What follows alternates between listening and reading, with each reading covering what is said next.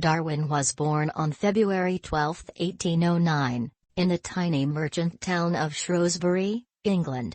A child of wealth and privilege who loved to explore nature, Darwin was the second youngest of 6 kids. Darwin came from a long line of scientists.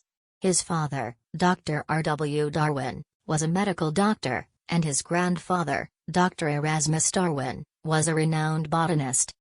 Charles Robert Darwin was a British naturalist and biologist known for his theory of evolution and his understanding of the process of natural selection.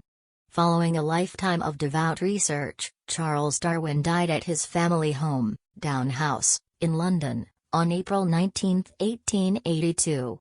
He was buried at Westminster Abbey.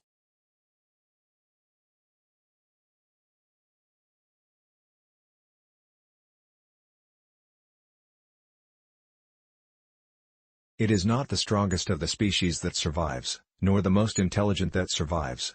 It is the one that is the most adaptable to change, that lives within the means available and works cooperatively against common threats. The love for all living creatures is the most noble attribute of man. The most important factor in survival is neither intelligence nor strength but adaptability. The world will not be inherited by the strongest, it will be inherited by those most able to change. Nothing exists for itself alone, but only in relation to other forms of life. The impossibility of conceiving that this grand and wondrous universe, with our conscious selves, arose through chance, seems to me the chief argument for the existence of God. It is not the biggest, the brightest or the best that will survive, but those who adapt the quickest.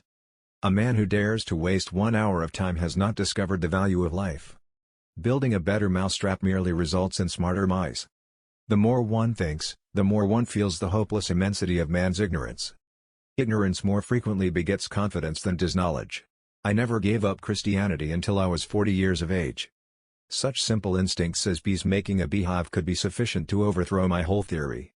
In the long history of humankind, and animal kind, too, those who learn to collaborate and improvise most effectively have prevailed. An agnostic would be the more correct description of my state of mind. Some call it evolution, and others call it God. Free will is to mind what chances to matter. The fact of evolution is the backbone of biology, and biology is thus in the peculiar position of being a science founded on an improved theory. Is it then a science or faith? It is not the most intellectual of the species that survives, it is not the strongest that survives, but the species that survives is the one that is able best to adapt and adjust to the changing environment in which it finds itself. Much love, much trial, but what an utter desert is life without love. It is impossible to conceive of this immense and wonderful universe as the result of blind chance or necessity.